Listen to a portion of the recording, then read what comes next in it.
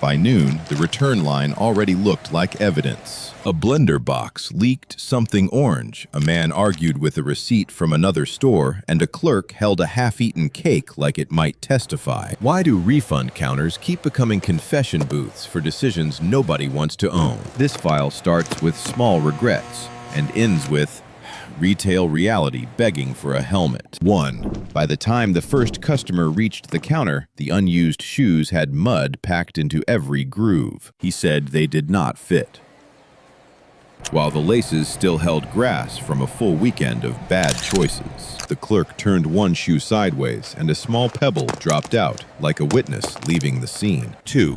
Holiday lights came back in January, with half the bulbs burned out and the box folded like it had survived weather. The customer called them defective, not seasonal. Behind her, a line of people holding gift bags watched the clerk test one sad strand. The lights blinked twice, then gave up, with perfect comic timing. 3. On a grocery counter, a nearly empty tub of potato salad arrived with one spoon still inside. The shopper said the taste was unacceptable after apparently investigating that problem for 8 servings. The refund request became less about food quality and more about whether a picnic could be returned after everyone had already met it. 4. Before the manager arrived, a man placed a cracked phone charger on the counter and blamed normal use. The cord had bite marks tape and one suspicious scorch line near the plug. Normal use had apparently involved a dog, a drawer, and possibly a small electrical exorcism. The charger looked more tired than the employee. 5. Inside a clothing store, a party dress came back smelling like perfume smoke and one unforgettable night. The tag was still attached, but it had been tucked under the arm like a hostage. The customer insisted it was never worn. The glitter on the counter filed a quiet objection. 6. Receipt paper became the main character when a shopper tried returning a coffee maker bought 2 years earlier. The receipt had faded into a ghost, but the confidence had not. He said it barely got used, while the machine's water tank carried the mineral history of an entire kitchen. Even the barcode seemed embarrassed. 7. Near the electronics desk, someone returned headphones because they made no sound. The clerk opened the case and found the protective plastic still sealed over both earbuds. The customer blamed the brand, the app, and modern technology in general. One peeled sticker later, the music played, and the complaint lost its entire career. 8. Saturday traffic froze behind a customer demanding a refund for balloons after the party was over. He said they lost air too fast, even though the photos on his phone showed them floating proudly behind a birthday cake. The clerk stared at the evidence. The balloons had done their job and were now being sued for aging. 9. A garden hose came back kinked, muddy, and dragged like a defeated snake. The homeowner claimed it leaked from the beginning. The leak, however, sat exactly where a lawnmower blade had chewed through it. Everyone looked at the cut. The hose did not need a warranty. It needed a witness protection program. 10. At the takeout counter, a customer wanted money back for wings because the sauce was too saucy. The box was empty except for 2 bones and 1 celery stick left behind, like a legal technicality. The worker opened the lid slowly. Somewhere between spicy and finished, the complaint had lost the right to sound surprised. 11. The furniture return started with a chair and ended with a small construction hearing. The customer said the legs were uneven. The clerk noticed 2 screws missing 1 bracket upside down, and the instruction booklet still sealed in plastic. The chair had not failed assembly. Assembly had failed the chair in public. 12. During a back-to-school rush, a parent tried returning a backpack after the zipper broke. Inside, the clerk found melted crayons, 3 rocks, and a lunch container that had become a biological subplot. The backpack had carried more pressure than its design promised. The refund request smelled like September losing a fight. 13. Through the call center headset, a shopper demanded a refund because a sweater shrank. The wash instructions had warned against high heat, but the sweater had clearly visited a dryer set to volcano. The agent explained gently. The customer said instructions should be more obvious, while holding a garment now sized for a nervous cat. 14. Outside a package drop-off store, a customer taped a return box so heavily it looked laminated. The item inside was not the item on the label. The label said lamp. The box contained shoes. Somewhere in the process, online returns had become a guessing game with cardboard. The clerk shook the box and heard retail confusion. 15. The first awkward silence hit when a man tried returning a grill because it was too hard to clean. The grill still had ash grease and the faint outline of an entire barbecue season. He wanted a full refund, not a cleaning plan. The manager looked inside and saw July, pretending to be a product defect. 16. Halfway through the lunch rush, a customer brought back a sandwich with one bite left and said it was dry. The cashier looked at the wrapper, then at the tiny surviving corner. The sandwich had crossed the line from complaint into archaeological remnant. Even the receipt seemed to whisper, "Too late." 17. In the makeup aisle, a used foundation bottle came back almost empty because the shade was wrong. The customer had apparently tested that wrongness across several weeks and one major life phase. The employee held the bottle up to the light. There was enough product left for a mosquito's makeover and a full argument. 18. A camping tent returned Monday morning still had pine needles folded into the fabric. The customer said it was uncomfortable. The store worker shook out sandgrass and one marshmallow wrapper. The tent had clearly completed a trip, posted regret, and returned with souvenirs. Comfort was not the defect. Honesty was. 19. Near a discount bin, a shopper wanted a refund for batteries because the toy still did not work. The clerk opened the battery compartment and found them installed backward. The customer blamed the packaging, the toy, and tiny print.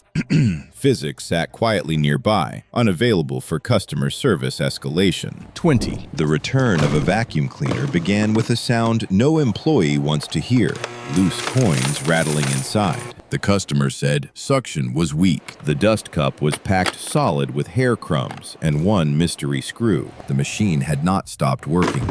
It had been asked to inhale a studio apartment. 21. In a shoe store mirror, a customer claimed boots were defective because they hurt after a wedding. The soles were scuffed, the heels were worn, and the box contained a hotel key card. The clerk did not need detective training. The boots had survived dancing parking lots and bad planning, then got blamed for being present. 22. On a rainy afternoon, a shopper returned an umbrella because it got wet. The clerk paused long enough for the sentence to become its own weather event. The umbrella opened normally dripped on the floor and performed exactly as advertised. The refund demand turned a basic object into a philosophical crisis with a handle. 23. Behind the service desk, a small appliance arrived without its power cord. The customer insisted the box came that way. The cord appeared moments later in a purse pocket, just in case. That phrase did more damage than the missing part. The refund request collapsed under the weight of its own accessory. 24. A Halloween costume came back on November 1st with candy stuck to the sleeve. The shopper said the child hated it. Photos on the parent's phone showed the child grinning beside 3 pumpkins and a neighbor's inflatable ghost. The costume had not failed. It had simply lived long enough to become inconvenient. The first layer is familiar: worn shoes, eaten food, broken chargers, and customers treating receipts like reset buttons. Now the file widens because refund logic gets stranger when managers' policies and public pressure enter the room. 25. Store credit caused the next meltdown when a customer demanded cash for an item bought with a gift card. The cashier pointed at the policy. The customer pointed at personal disappointment. Neither changed the math. Behind them, the line learned that money can become emotional once it stops being refundable. 26. At a furniture warehouse, a mattress came back with a coffee stain shaped like a continent. The customer said it arrived that way despite delivery photos showing it clean. The manager compared the images slowly. The stain had developed a travel history, a beverage source, and terrible timing. 27. Over speakerphone, an online shopper wanted a refund because a shirt looked different in real life. The listing had shown the same color, same cut, and same measurements. The problem was that the buyer expected the shirt to also include the model's lighting posture and confidence. The fabric could not process that request. 28. A toy store return turned tense when a parent brought back a remote control car with no remote. The remote, according to the child, had been lost outside. The parent still wanted a full refund because the car no longer drove. The toy had not malfunctioned. The household had misplaced half the product and brought in the other half as evidence. 29.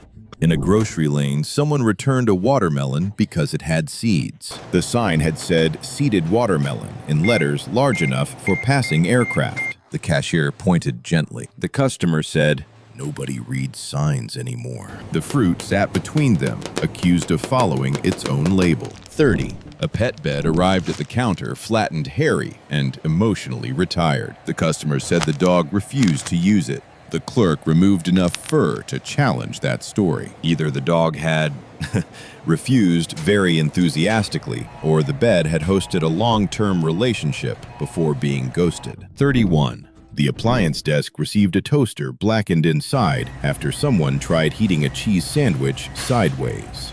The customer blamed poor design. Melted cheese had fused to the heating elements, which is not a feature category. The worker wrote the damage code while the toaster sat there, looking like breakfast had taken legal action. 32. Under fluorescent lights, a man tried returning a cooler because the ice melted. The clerk asked how long it sat in the sun. "All day," he said, like that helped. Insulation slows heat. It does not negotiate with August. The cooler had not failed.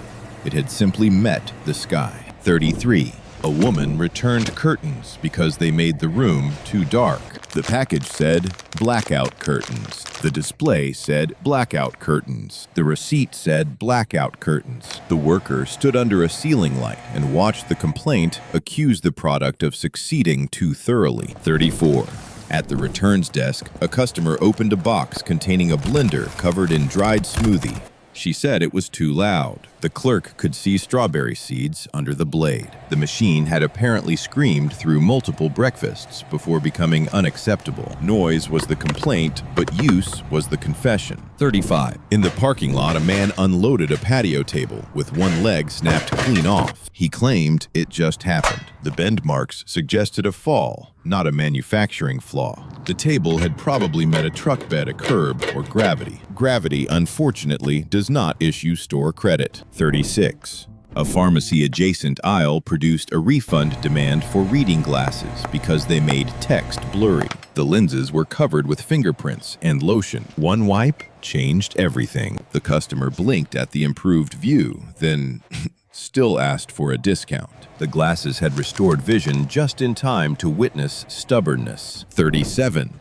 Near the baby section, a stroller came back with snack crumbs packed into every hinge. The customer said it was too hard to fold. The employee removed a raisin from the locking mechanism. Tiny objects can jam moving parts, but explaining that in a return line feels like narrating a crime scene for crackers. 38. A customer returned a frying pan because eggs stuck to it. The pan was scratched deep enough to resemble a treasure map. Metal utensils had done what metal utensils do. The clerk pointed at the coating, then at the gouges. The pan was less defective than repeatedly attacked. 39. At a sporting goods counter, a basketball came back flat after being left in a garage for months. The customer said it lost air for no reason. Temperature changes and slow leaks do not care about calendar denial. The ball sagged on the counter like it was tired of being blamed for winter. 40.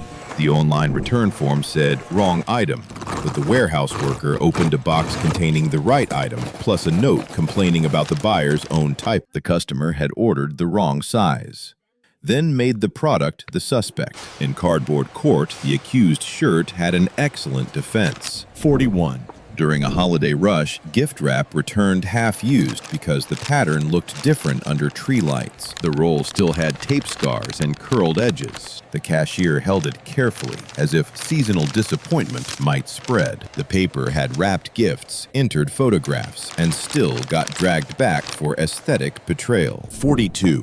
A small business owner received a returned candle burned almost to the bottom. The customer said the scent faded. The wick had reached the final final quarter-inch of its career. Scent fading after hours of burning is not fraud. It is combustion approaching the credits. 43. At the electronics counter, a gaming controller came back with sticky buttons and snack dust around every seam. The customer said the buttons were slow. The clerk pressed 1, watched it hesitate, and smelled cola. The controller had not lost responsiveness. It had been marinated. 44. A rug return began with the phrase, "It did not match my sofa." That would have been fine, except the rug had furniture dents and a sun-faded rectangle where a coffee table lived. The store had sold a rug. The customer tried returning several months of interior design uncertainty. 45. On a windy day, a customer brought back a kite because it crashed. The packaging said beginner level, not anti-tree. One wooden spar was snapped, and the fabric carried leaf stains. The employee looked at the damage and understood the real complaint. The sky had not provided customer support. 46. A cooler bag returned from a beach trip still contained sand in the zipper. The customer said the zipper stuck. Sand in a zipper creates friction, which is a boring explanation for a very obvious problem. The bag had not failed at the beach. It had brought the beach home for inspection. 47. Inside a home goods store, a customer returned a mirror because it made the hallway look smaller. The mirror reflected exactly what stood in front of it, which is rude but not defective. The clerk inspected the glass, then the complaint. The refund request had accidentally blamed geometry. 48. A bakery counter refund got complicated when someone demanded money back for a custom cake after the party. The complaint was that the frosting color looked too cheerful. Photos showed guests eating it happily. The cake had done its job, survived the candles, and still got summoned for emotional damages. So far, the evidence includes a muddy shoe, a jealous mirror, a beach trapped in a zipper, and a cake accused of having the wrong personality.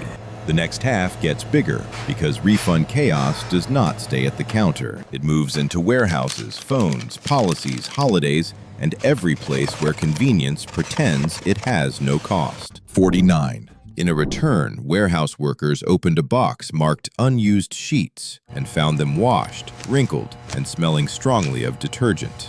The customer may have meant clean, not unused. Those are not the same category. The sheets arrived folded, like they had retired from service and wanted benefits. 50. Through an online chat window, a buyer wanted a refund because a lamp was smaller than expected. The dimensions were listed 3 times. The customer admitted they had not measured the table. The lamp was not tiny.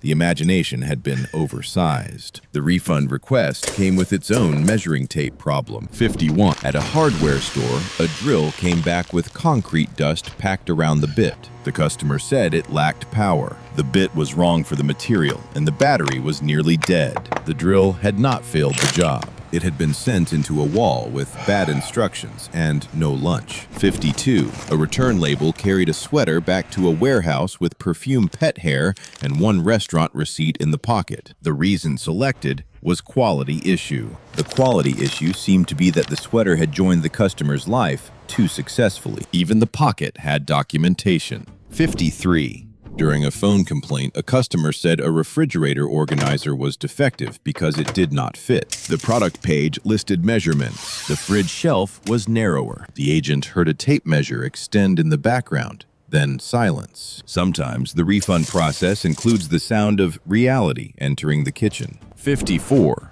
A sporting goods employee inspected a returned yoga mat with shoe prints across it. The customer said the surface was slippery. The mat had clearly been used outside on dirt, which changed the experiment. The product promised floor exercise, not survival, after becoming a welcome mat with ambitions. 55. On a delivery dock, a dresser came back with drawers installed in the wrong order. The customer said the piece was crooked. The worker slid the top drawer into the bottom slot and watched everything align. The dresser had been blamed for a puzzle the owner solved upside down. 56. Inside a craft store, a customer demanded a refund for paint because the color dried darker. The label said it may dry darker. The sample card showed the dried color. The customer had tested it on an entire wall before deciding the warning had been too accurate to trust. 57. A warehouse scan flagged a returned camera with vacation photos still on the memory card. The customer claimed it was never used. The images showed beaches, restaurants, and one sunset that made the lie look professionally lit. The camera had not been tested. It had been taken on a paid assignment called Summer 58. At a pet store, a customer tried returning a fish tank filter clogged with gravel and plastic plants. The complaint was that it stopped pooling water. Filters move water best when they are not chewing decorations. The clerk held up a tiny plastic castle piece, and the filter's innocence improved immediately. 59. Near a dressing room, jeans came back with stretched knees and a movie ticket in the pocket. The customer said the fit was wrong. It may have been wrong after dinner walking, sitting, and a 2-hour film. The jeans had already completed a full civilian shift before appearing in court. 60. Over a service chat, someone wanted a refund because a bookshelf looked complicated. The box was unopened. The complaint was not damage missing parts or defect. It was the emotional impact of seeing instructions. The return became a quiet tribute to every person defeated by page 1. 61. In a warehouse bin, returned sneakers arrived with the original soles replaced by worn-out older ones. The swap was so obvious it felt theatrical. The customer had returned a shoe-shaped confession. The worker photographed the evidence because sometimes retail fraud wears laces and hopes nobody looks down. 62. A kitchen scale came back because it gave rude numbers. The employee tested it with a bag of flour and found it accurate. The customer meant the number was unwanted, not incorrect. Some refund demands are not about faulty products. They are about appliances refusing to participate in denial. 63. At a pool supply counter, a customer returned floaties because they deflated after being dragged across concrete. The scrape marks told the story with no need for dialogue. Inflatable plastic is not built for sidewalk combat. The floaties had lost air the way a balloon loses optimism near a cactus. 64. A return box contained a robot vacuum tangled with hair ties, yarn, and one shoelace. The complaint said it kept getting stuck. The machine had been asked to patrol a floor full of traps. The warehouse worker freed the shoelace like rescuing a tiny exhausted animal from a craft closet. 65. During a manager review, a customer demanded a refund for a plant that died after 6 months. The potting soil was bone dry. The leaves had the brittle posture of neglect. The plant was not defective. It had entered a home where watering was treated as optional customer service. 66. At a luggage counter, a suitcase returned with a wheel broken clean off and airport stickers from 3 cities. The traveler said it was not durable. The bag had survived terminals, taxis, stairs, and baggage belts before becoming evidence. Durability had done some work. The customer just wanted it to do all of it forever. 67. In a discount store aisle, a customer returned a clock because it kept showing the wrong time. The battery compartment was empty.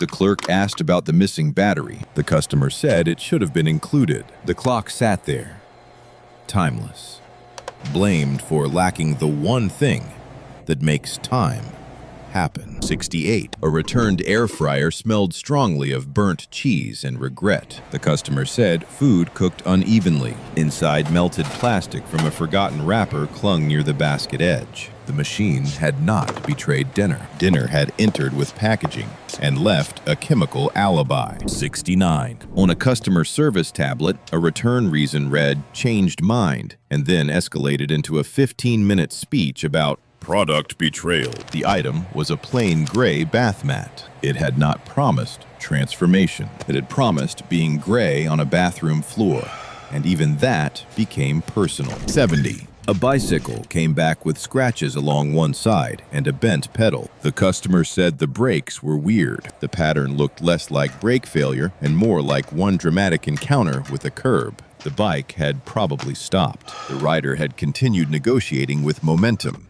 71. At a party supply store, a fog machine returned after Halloween with dried fluid residue inside. The customer said it produced too much fog. That was not a defect.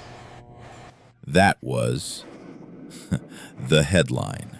The clerk looked at the machine and wondered how many products had been punished for understanding the assignment. 72. Inside a call center, an agent listened as a customer requested a refund for a raincoat because the hood messed up her hair. Waterproof fabric can block rain. It cannot preserve a blowout during weather. The raincoat had protected the customer from water and still lost the case to vanity. By now, the refund desk is no longer just a counter. It is a tiny theater where products are blamed for weather, gravity, instructions, physics, pets, parties, children, and every plan that sounded better yesterday. 73.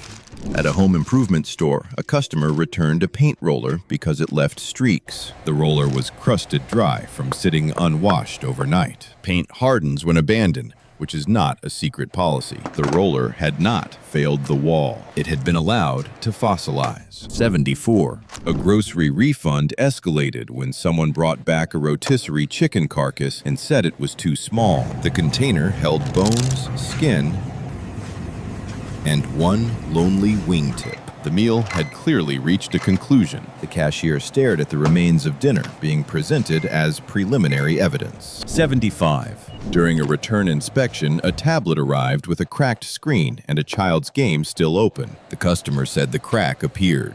Glass can crack mysteriously in stories, but the corner impact mark had a more direct vocabulary. The device looked like it had met a floor with witnesses. 76. A customer returned a humidifier because it made the room damp. The clerk paused because the complaint had walked directly into the product description and sat down. Humidifiers add moisture.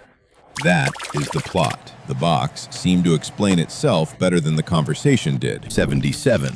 At a sporting goods store, golf balls came back scuffed and dirty because they did not go straight. The employee looked at the balls, then at the customer's grip on the receipt. Golf equipment has many jobs, but repairing a swing mid-air is not officially one of them. 78. On a warehouse table, a returned comforter arrived with a strong perfume smell and no packaging. The customer claimed allergies after using it for weeks. The issue may have been real, but the timeline made the refund feel less like a reaction and more like a rental program with bedding. 79.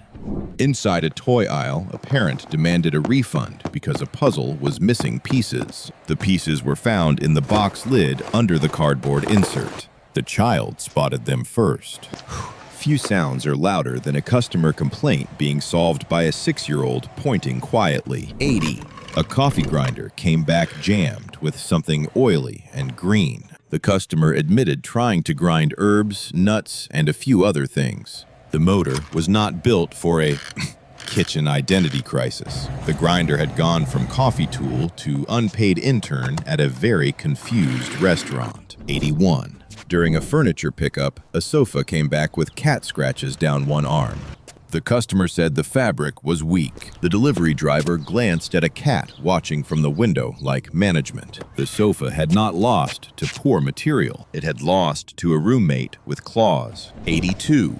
In the returns bin, a smartwatch arrived dead because it had not been charged. The customer said the battery life was terrible. The cable was still wrapped in factory plastic. The watch had never received electricity, yet was already being blamed for poor stamina. Even technology needs breakfast. 83. A candle warmer came back because it did not make flames. The employee explained that avoiding flames was the point. The customer looked disappointed, as if safety had ruined the ambiance. The product had prevented fire so successfully that it became suspicious. Now the file enters the closing stretch. These are not just weird refunds anymore. They are tiny attempts to make stores pay for impatience, misuse fantasy embarrassment, and the ancient human need to be right at a counter. 84. The final holiday return rush began with a Christmas tree stand covered in sap. The customer said it was hard to use. Pine needles fell onto the counter as supporting evidence against him. The stand had carried a tree through December, then got accused of being difficult after the living room moved on. 85. At an outdoor gear shop, a customer returned hiking boots because they got dirty. The employee looked at the mud, then at the word hiking on the box. Some products reveal where they have been. These boots had completed their autobiography in brown. 86. A kitchen timer came back because it was annoyingly loud. The clerk tested it, and the bell rang across the counter. Loudness in this case was not a defect, but the entire safety feature. The timer had done its job so well, it got reported for enthusiasm. 87. During a grocery dispute, a shopper returned bananas because they turned brown. The receipt was 6 days old.